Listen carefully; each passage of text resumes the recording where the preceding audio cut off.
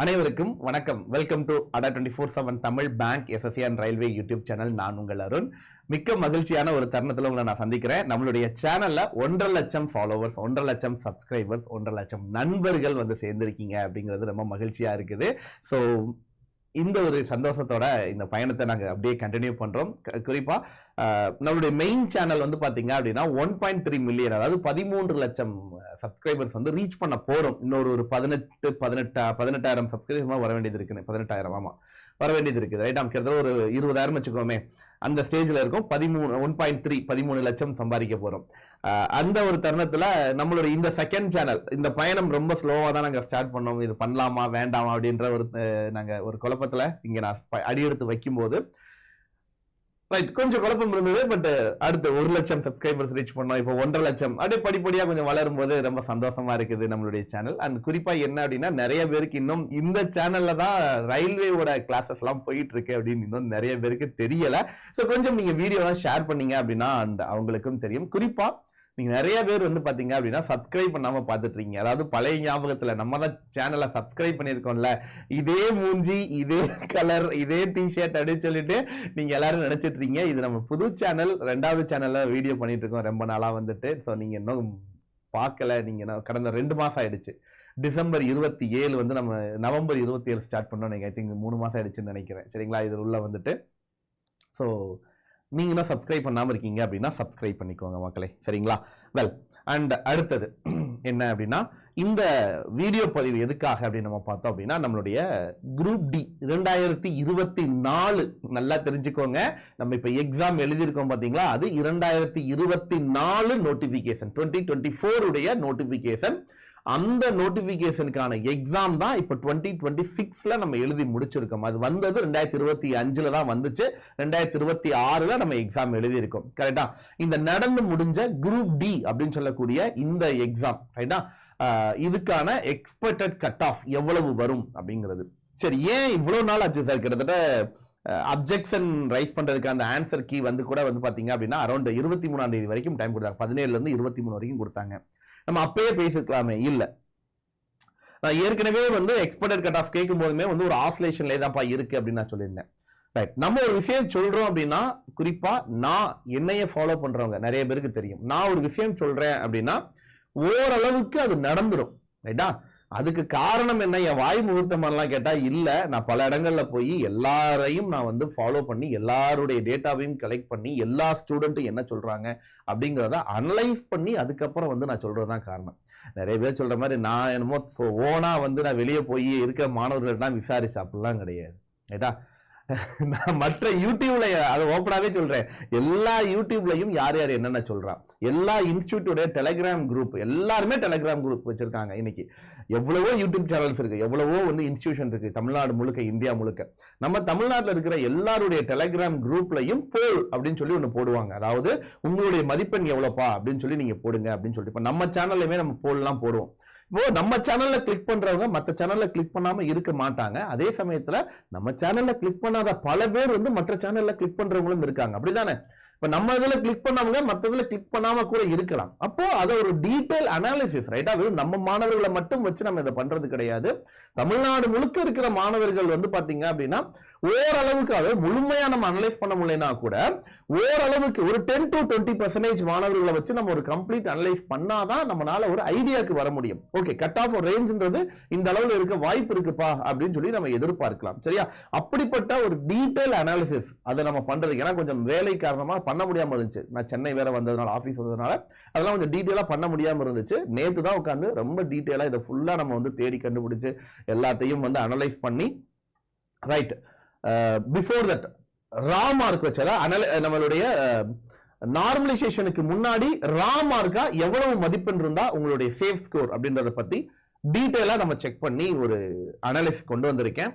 பார்க்கலாம் எவ்வளவு இருக்கும் அண்ட் எவ்வளவு வச்சிருந்தா நீங்க வந்து கிளியர் பண்றதுக்கு சாத்தியங்கள் இருக்கு. குறிப்பா நான் சொல்லக்கூடிய இந்த மதிப்பெண் அப்படிங்கிறது உங்களுக்கு போஸ்டிங் கிடைப்பதற்காக, ரைட்டா, ரொம்ப முக்கியம். அதுதான். நீங்க பிசிக்கலுக்கு போறதை பத்தி நான் இங்க பேசவே இல்லை. நல்லா தெளிவா புரிஞ்சுக்கோங்க. ரைட்டா? பிசிக்கலுக்கு போறதை பத்தி நான் இங்க பேசவே இல்லை. நான் சொல்றது எல்லாமே வந்து பாத்தீங்க அப்படின்னா உங்களுக்கு போஸ்டிங் கிடைப்பதற்காக. ஏன்னா பிசிக்கலுக்கு எவ்வளவு கூப்பிடுவாங்கன்னு உங்களுக்கே தெரியும். பட் 1 மணி நேரம் நம்ம அதை பத்தி பேசுவோம். அண்ட் நம்மளுடைய மொபைல் ஆப்பை நீங்க என்ன டவுன்லோட் பண்ணல அப்படின்னா டவுன்லோட் பண்ணிக்கோங்க. ஃபர்ஸ்ட் டைம் எக்ஸாம் ஏதாவது ப்ரிப்பேர் பண்ணீங்கன்னா நம்மளுடைய Thadam railway foundation and Chozhan எக்ஸ்பிரஸ்ல ஜாயின் பண்ணிக்கோங்க. இப்போ வந்திருக்கக்கூடிய ரயில்வே எக்ஸாம் குரூப் டிக்காக arun.prasad@247.com என்னோட மெயில் ஐடி அண்ட் எங்களோட டெலிகாலர் நம்பருக்கு கால் பண்ணுங்க. மந்த் எண்டுக்கான ஸ்பெஷல் ஆஃபர்ஸும் இருக்கு, மிஸ் பண்ணிட வேண்டாம். சரியாப்பா? அண்ட் ரயில்வேக்கான புக்கும் அவைலபிள் இருக்கு, மிஸ் பண்ணிட வேண்டாம். ரைட். முதல்ல 2024ல வந்த நோட்டிபிகேஷன்ல எவ்வளவு வேகன்சின்னு பார்த்தோம் அப்படின்னா கிட்டத்தட்ட ஒரு 1089 வேகன்சி மொத்தம் கொடுத்திருக்காங்க. இந்த தடவை விட நமக்கான வேகன்சி கம்மி தான். கரெக்டா? 1089 வேகன்சி நமக்கு எதுல கொடுத்திருக்காங்க? அன்ரிசர்வேஷன்ல கொடுத்திருக்காங்க. கரெக்டா? ரைட். அடுத்தது பார்த்தோம் அப்படின்னா நமக்கு இந்த தடவை மொத்தமே இவ்வளவுதான். 2025ல வந்து பாத்தீங்கன்னா மொத்தமே 1036 வேகன்சி தான். சோ 2024ல டபுள் டைம், கிட்டத்தட்ட இப்ப வந்ததை விட 2 மடங்கு. ரைட்டா? அப்ப அன்ரிசர்வேஷன் 1089. அடுத்து எஸ்சியை பொறுத்த வரைக்கும் பார்த்தோம் அப்படின்னா நமக்கு 397, எஸ்டியை பொறுத்த வரைக்கும் நமக்கு 228 அண்ட் ஓபிசிக்கு 698 அண்ட் எக்கனாமிக் வீக்கர் செக்ஷன் 279, மொத்தமா 2694. ரைட். அப்போ எவ்வளவு பேர் வந்து சிபிடி எக்ஸாம்ல இருந்து நமக்கு பிசிக்கலுக்கு கூப்பிடுவாங்க? நமக்கு அது வேணும் இல்ல. பிசிக்கலை பொறுத்த வரைக்கும் பார்த்தோம் அப்படின்னா PET 3 time of the vacancy ஒவ்வொரு கேட்டகரியில இருந்து கூப்பிடுவாங்க. நல்லா தெரிஞ்சுக்கோங்க. ஓவரால் வேகன்சி மட்டும் கிடையாது, individual category wise. For example அன்ரிசர்வேஷன்ல 1089 வேகன்சி இருக்கு அப்படின்னா இன்டு 3 டைம்ஸ் நம்மள கூப்பிடுவாங்க. ரைட்டா?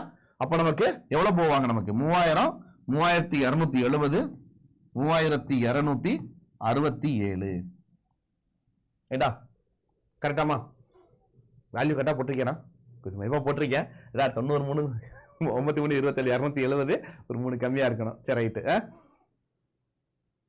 ரைட்.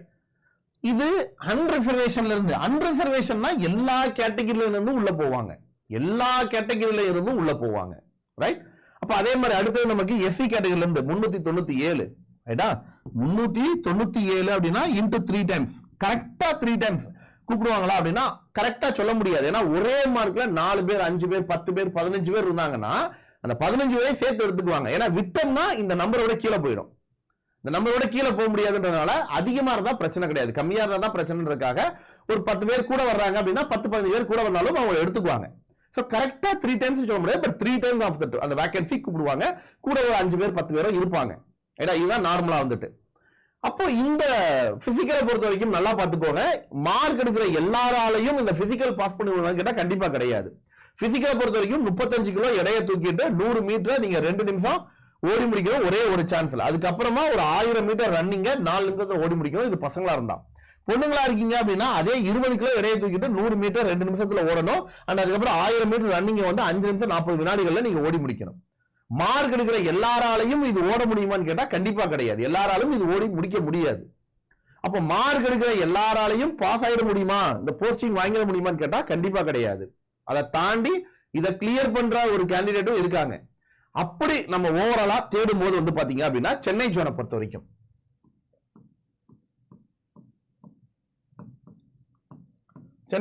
வரைக்கும் மார்க் அடிப்படையில் ரைட்டா, ஓவரால் போல்ல நான் என்னுடைய மார்க் வந்து இவ்வளவு மேல இருக்கு, இவ்வளவு மேல இருக்கு, இவ்வளவு மேல இருக்கு அப்படின்னு சொல்லி அவங்க சொல்லியிருக்காங்க. பட் நான் சொன்ன மாதிரி இப்ப ஃபார் எக்ஸாம்பிள் வந்து பார்த்தோம் அப்படின்னா 75ல இருந்து 80 வரைக்கும் மார்க் எடுத்தவங்க எத்தனை பேர் இருக்காங்க அப்படின்னு பார்க்கும்போது ஓவராலா எல்லாமே எஸ்சி எஸ்டி எல்லா கேட்டகரியும் வச்சு நம்ம என்ன போல் வந்து தனித்தனியா போடுறது கிடையாது இல்ல. ரைட்டா? ஜெனரலா இவ்வளவு உங்களோட கொஸ்டின் எவ்வளோப்பா, உங்களோட கொஸ்டின் எவ்வளோப்பா அப்படின்னு தான் நம்ம சொல்லுவோம். ரைட்டா? அப்படி நம்ம பார்க்கும்போது டோட்டல் நம்பர் ஆஃப் ஸ்டூடெண்ட்ஸ் அப்படின்னா ஒரு 75ல இருந்து 80 நம்ம சென்னை ஜோன். ரைட்டா? நம்ம தமிழ்நாடுக்குள்ள நடந்த நம்மளுடைய இந்த போல்ல மட்டும் நான் சொல்றேன். ரைட்டா? நம்மளுடைய நமக்கு சொல்லியிருக்கக்கூடிய மாணவர்களுடைய கவுண்ட் பிளஸ் அது போக மற்ற எல்லாருடைய கவுண்ட். நான் வந்து all over India Hindi channels எல்லாம் நான் கன்சிடர் பண்ணவே இல்லை. ரைட்டா? ஒன்லி ஃபார் தட் நம்ம தமிழ்நாட்டுக்குள்ள இருக்கக்கூடிய நம்ம மாணவர்களுடைய மதிப்பெண்ணை மட்டும் வச்சு பார்க்கும்போது ஒரு 5000 பேர் இருக்காங்க அப்படின்னா அப்ராக்சிமேட்லி நான் சொல்றேன். ரைட்டா? ஒரு 5000 பேர் இருக்காங்க அப்படின்னா இந்த 5000 பேர் 75ல இருந்து 80 இருக்காங்க அப்படின்னா வேகன்சி நமக்கு எவ்வளவு? 2200. அப்ப இவங்களுக்கு போஸ்டிங் கிடைச்சாகணும்ல. 75ல இருந்து 80 இருக்குன்னா ஆனா இவங்க எல்லாருமே கிளியர் பண்ணுவாங்கன்னா எனக்கு இதுல தெரிஞ்சு 50 to 60% வெளியே போக வாய்ப்பு இருக்கு. 50 to 60% நம்பர் 1, ரைட்? இதை தாண்டி இன்னொரு டிஃபிகல்ட்டி, இன்னொரு பிரச்சனை என்ன அப்படின்னா, நாம அனலைஸ் பண்றது நம்ம மாணவர்கள், தமிழ் மாணவர்கள். ஆனா இந்த தமிழ் ஜோன், அதாவது தமிழ்நாட்டுக்கு சென்னை ஜோனுக்கு இவங்க மட்டும்தான் அப்ளை பண்ணிருக்காங்களான்னு கேட்டா கிடையாது. வேறு மாநிலத்தவர்கள், ஹிந்தி பேசுறவங்க, மலையாளம் பேசுறவங்க, தெலுங்கு பேசுறவங்க, கன்னடம் பேசுறவங்கன்னு சொல்லி எல்லாருமே அப்ளை பண்ணிருப்பாங்க. இப்ப அவங்கள நாம லிஸ்ட்ல எடுத்துக்க முடியாது. அவங்கள லிஸ்ட்ல எடுக்க முடியாது. ஏன்னா நம்ம அனலைஸ் பண்ண முடியாது இல்ல. ஏன்னா நம்ம மற்ற சேனல்கள், ரைட்டா, ஃபார் எக்ஸாம்பிள் ஹிந்தி சேனல்கள்லயோ இல்ல எங்க அடாலேயே கிட்டத்தட்ட நாங்க 12 லாங்குவேஜ்ல பண்றோம்லப்பா. இப்ப நான் போய் வந்து ஹிந்தியில பேசுறவங்க மெயின் சேனல் நம்ம ரயில்வே இருக்காங்கல்ல, எஸ்எஸ்சி அவங்க கிட்ட போயப்பா உங்களுடைய டேட்டா லிஸ்ட் கொடுங்களேன் அப்படின்னு நான் கேட்டா தாராளமா கொடுப்பாங்க. பட் அதை வச்சு நான் என்ன பண்றது? பெங்கால்ல போய் கேட்கலாம், நான் வந்து ஒடிசா போய் கேட்கலாம், நான் தெலுங்கானா போய் கேட்கலாம், நான் பஞ்சாபி போய் கேட்கலாம், எல்லாத்தையும் நான் கேட்கலாம். ஏன்னா நம்ம நான் வெளியே போக தேவையில்லை. நம்ம அடாலேயே வந்து 12 லாங்குவேஜ்ல பசங்க இருக்காங்க. நான் போய் கேட்டேன் அப்படின்னா எனக்கு டேட்டா கொடுக்கறதுக்கு ஆல்ரெடியா இருக்காங்க. நான் வந்து எங்களுடைய பேக் அண்ட் டீம் போய் நான் கேட்கலாம், அப்பா நீ டேட்டா அனலைஸ் பண்ணிருப்பல எனக்கு இதை கொடு அப்படின்னு கேட்டா அவன் அசால்ட்டா கொடுத்துருவான், பிபிடி போட்டு கொடுத்துருவான். ஆனா அதை பிரிக்க முடியாது. ஏன்னா அவங்க எந்த ஜோனுக்கு அப்ளை பண்ணி எடுத்திருக்காங்கன்றது வெளிப்படையா தெரியாது. அப்ப அங்க அது ஒரு டிஃபிகல்ட்டி இருக்கு மெயினா, சரியா? அப்ப ஓவரலா வந்து பார்க்கும்போது 5000 பேர் இருக்காங்க அப்படின்னா என்னோட எக்ஸ்பெக்டேஷன் 5:1 தான். இதுல 1000 பேர் வரைக்கும் தான் நம்ம மாணவர்களை நான் கன்சிடர் பண்ண முடியும் கிளியர் பண்றவங்களாக. 5000 பேர் இருக்காங்க அப்படின்னா அதுல 1000 பேர் தான் கன்சிடர் பண்ணி, ஏற்கனவே சொன்ன மாதிரி 50%க்கு மேல அந்த ரன்னிங்கை கிளியர் பண்ண மாட்டாங்க. நீங்க எல்லாரும் அசால்ட்டா நினைச்சிருக்கீங்க. நிறைய பேர் அப்ளை பண்ணி எழுதுன எல்லாரும் நிறைய பேர் வந்து பார்த்தோம் அப்படின்னா ரன்னிங் தானே, ஓடிலாண்டா 35 கிலோ வரையும் தூக்கிட்டு ஓட மாட்டோம். ஓட முடியாது, சத்தியமா ஓட முடியாது. காலையில 7 மணிக்கு கொண்டு போய் உங்களை கிரவுண்ட்ல உட்கார வைப்பாங்க, வெயில கடந்து சாவணும், ரைட்டா? அதுக்கப்புறம் நீங்க ஓடும்போது கால் நரம் பிடிச்சி இழுக்கும், உங்களுக்கு கால் கட்டிக்கும், காலில் வந்துட்டு ஓட முடியாது நீங்க நினைக்கிற மாதிரி வந்துட்டு. சோ அது ஆரம்பத்துல இருந்து ஓடி பழகணும். ஒருவேளை நீங்க இன்னும் ஸ்டார்ட் பண்ணாம இருக்கீங்க அப்படின்னா அதை ஸ்டார்ட் பண்ணிக்கோங்க. சோ என்னோட அனாலிசிஸ்ல இது 5:1 தான் நான் இதை கன்சிடர் பண்ணிக்கிறேன். 5000 பேர் இருக்காங்கன்னா அதுல 1000 பேர் தான் நம்ம பசங்க, அவ்வளவுதான் உள்ள வர முடியும் அப்படிங்கறத நான் என்னுடைய அனாலிசிஸ்ல நான் எடுக்கிறேன். ஏன்னா பிஇடி எல்லாரும் கிளியர் பண்ண முடியாது, எல்லாரும் கிளியர் பண்ண போறதும் கிடையாது, ரைட்? சோ அந்த ஜோன்ல நம்ம பார்க்கும்போது அன்ரிசர்வேஷனை பொறுத்த வரைக்கும் before the normalisation, before the நிறைய போட்டு எழுதி வச்சிருக்கேன், பிஃபோர் தட், ஓகேவா? என்னோட எக்ஸ்பெக்டேஷன் படி பாத்தீங்க அப்படின்னா அன்ரிசர்வேஷனை பொறுத்த வரைக்கும் நீங்க ஒரு 72க்கு மேல 72 பிளஸ் நீங்க ஸ்கோரிங் போயிருந்தீங்க அப்படின்னா, மார்க் இருக்கு அப்படின்னா ஓரளவுக்கு கிடைக்க வாய்ப்பு இருக்குது, ரைட்டா? இதுல நம்பகத்தன்மை, ரைட்டா? இது வந்து சான்ஸ் இருக்கு. 72க்கு மேல போறவங்களுக்கு வாய்ப்பு இருக்கு அப்படின்னு நம்ம சொல்லலாம். ஒரு நல்ல வாய்ப்பு அப்படின்னு நம்ம பார்க்கும்போது ஒரு 74ல இருந்து 78க்குள்ள இருந்தா சூப்பர் அப்படின்னு நான் சொல்லுவேன். 74 to 78 வரைக்கும் உங்களுக்கு இருக்கு அப்படின்னா, இன் பிட்வீன் தட், ரைட்டா? 74 to 78 வரைக்கும் இருக்கு அப்படின்னா வெரி பெஸ்ட், வேற லெவல் அப்படின்னு நான் கண்டிப்பா சொல்லுவேன், சரியா? இதுல என்னோட எக்ஸ்பெக்டேஷன், சரியா? அருண் சாரோட எக்ஸ்பெக்டேஷனை பொறுத்த வரைக்கும் பார்த்தோம் அப்படின்னா ஒரு 76 பிளஸ் நீங்க ஸ்கோர் பண்ணிட்டீங்க அப்படின்னா நம்பகத்தன்மையா நம்ம இருக்கலாம், ரைட்? அதனாலதான் 74 to 78 வரைக்கும் நான் சொல்றேன். 74 to 78 வரைக்கும் நீங்க மார்க் இருக்கு அப்படின்னா தாராளமா வந்து பாத்தீங்க அப்படின்னா உங்களுக்கு கிடைக்க வாய்ப்பு இருக்குது. 72க்கு மேல போயிட்டாலே சேஃப் ஜோன் தான். 72க்கு மேல போயிட்டாலே உங்களுக்கு அந்த பிஇடி நல்லா பண்ணிட்டீங்கன்னா கிடைக்க வாய்ப்பு இருக்குது, ரைட்டா? ஏன்னா நான் சொன்ன மாதிரி ஒருவேளை 76 மார்க் எடுக்கிற ஒருத்தன் பிஇடி கிளியர் பண்ணா போகாம இருக்கலாம். அப்படி இருக்கும் போது கீழே குறைஞ்சு 74 72 எடுத்தவனுக்கு கிடைக்க வாய்ப்பு இருக்குது, சரியா? இது நம்பர் 1. சோ ரெண்டாவது பொறுத்த வரைக்கும் பார்த்தா அப்படின்னா ஓபிசி மாணவர்கள். சோ ஓபிசி மாணவர்கள், ரைட்டா? ஓபிசி மாணவர்களை பொறுத்த வரைக்கும் பார்த்தோம் அப்படின்னா நமக்கு ஒரு 76 அப்படின்னா இது வந்து 74 சொன்னேன், ரைட்டா? ஓபிசியை பொறுத்த வரைக்கும் பார்த்தோம் அப்படின்னா டோட்டல் நம்பர் ஆஃப் வேகன்சி அப்படின்னு பார்க்கும்போது எவ்வளோப்பா வேகன்சி? 698 வேகன்சி, கரெக்டா? 698 வேகன்சி ஓபிசிக்கு நமக்கு இருக்கு. 698 வேகன்சி, ரைட்? ஸோ இந்த 698 வேகன்சிக்கு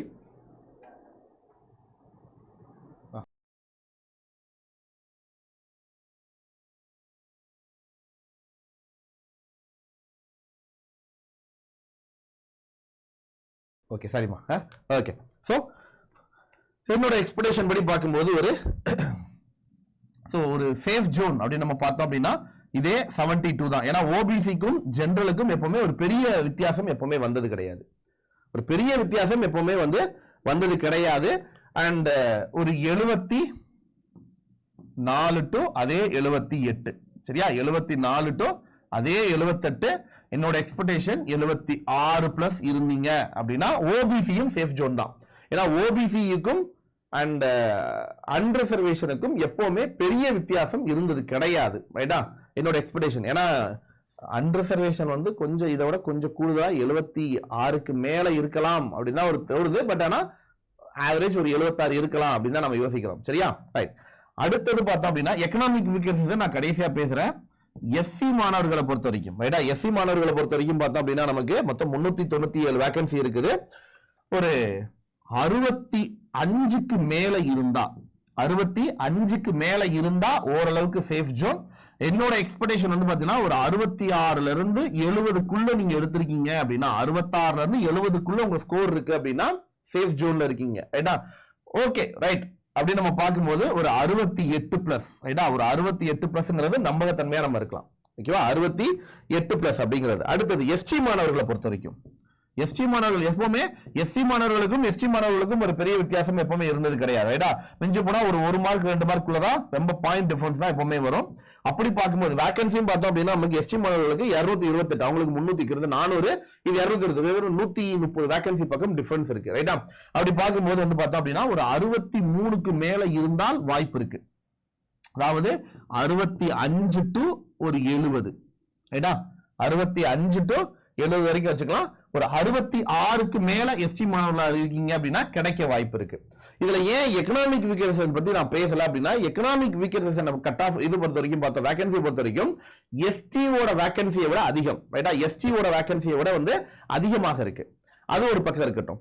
ஆனா கட் ஆஃப் கிளியர் பண்றதுல எக்கனாமிக் வீக்கர்ஸ் பசங்க இதை நல்லா பண்ணுவாங்களா அப்படின்னு கேட்டா கொஞ்சம் குறைவு தான். அதுவும் நம்ம தமிழ்நாட்டுல எக்கனாமிக் வீக்கர்ஸ் இருக்கிறதே ரொம்ப கம்மி. குரூப் டிக்கு அப்ளை பண்றதுல இன்னும் கம்மியா தான் அப்ளை பண்றவங்க இருக்காங்க. அதுல கிளியர் பண்றவங்கன்னு பார்க்கும்போது எனக்கு ரேர். சோ எனக்கு எக்கனாமிக் வீக்கர்ஸ் பத்தி எனக்கு ஒரு ஐடியா வர மாட்டேங்குது. எப்படி அவங்க அப்ளை பண்ணுவாங்க, எப்படி அவங்க அப்பியர் ஆவாங்க, எப்படி எக்ஸாம் எழுதுவாங்க, எப்படி அப்படின்ற ஒரு ஐடியா என்னால வர வைக்க முடியல, ஓகேவா? ஏன்னா பிஇடி பொறுத்த வரைக்கும் பார்த்தோம் அப்படின்னா எந்த அளவுக்கு கிளியர் பண்ணுவாங்க, எப்படி வரும் அப்படின்றத பத்தி எனக்கு, ஏன்னா இதுக்கு முன்னாடி நடந்ததும் இந்த மாதிரி ஓரளவுக்கு இருந்திருக்குது, ரைட்? இது ஸ்டாண்டர்டா ரைட் இந்த அளவுக்கு கட் ஆஃப். ஏன்னா திடீர்னு எக்கனாமிக் வெர்ஷன் கட் ஆஃப் பொறுத்த வரைக்கும் ஓபிசி கீழவும் போகுது, எஸ்சி எஸ்டி கீழவும் போயிருக்கு. சோ ரெண்டு அப் அண்ட் டவுனா இருக்குது. கட் ஆஃப் பார்த்தோம் அப்படின்னா ஒரு ஸ்டாண்டர்டாவே இருந்தது இல்ல நம்ம தமிழ்நாட்டை பொறுத்த வரைக்கும். ஏன்னா மத்த ஜோனை பொறுத்த வரைக்கும் நான் பேசவே இல்லை. நம்ம தமிழ்நாட்டை பொறுத்த வரைக்கும் எக்கனாமிக் வீக்கர்ஸ் ரொம்ப ரொம்ப ரொம்ப ரொம்ப கம்மியான கேண்டிடேட் தான் தமிழ்நாட்டில் இருக்காங்க. அதுல பார்த்தோம் அப்படின்னா சில நேரங்கள்ல ஓபிசிக்கு டஃப் கொடுக்குற அளவுக்கு கட் ஆஃபும் போயிருக்குது, எஸ்சி எஸ்டி மாணவர்களோட கம்மியான கட் ஆஃபும் வந்திருக்குது. சோ இப்படி ரெண்டு எக்ஸ்ட்ரீமுக்கு அப் அண்ட் டவுனா இருக்கிறதுனால இந்த முறை என்னால எக்கனாமிக் வீக்கர்ஸ் பத்தி பெருசா ஐடியா கொண்டு வர முடியல. சோ உங்களுடைய மார்க்கை பொறுத்த வரைக்கும் நீங்க ஒரு 65க்கு மேல இருந்தால், ரைட்டா? 65க்கு மேல இருந்தீங்க அப்படின்னா ஓரளவுக்கு கிடைக்க வாய்ப்பு இருக்கு அப்படின்னு தெளிவா சொல்ல முடியும், ரைட்டா? சோ ஓவராலா அவங்க சொல்றது இதுதான், ரைட்டா? ஒரு 65 பிளஸ் நீங்க போயிட்டீங்க அப்படின்னாவே உங்களுடைய கேட்டகரிக்குள்ள நீங்க போக வாய்ப்பு இருக்கு. ஆவரேஜா 65 பிளஸ் கிடைக்க வாய்ப்பு இருக்குது. சோ என்னோட ஆவரேஜ் ஆஃப் கட் ஆஃப் அப்படின்னு நம்ம பார்க்கும்போது இதுக்குள்ள இருக்கலாம்ப்பா, இன் பிட்வீன் தட்.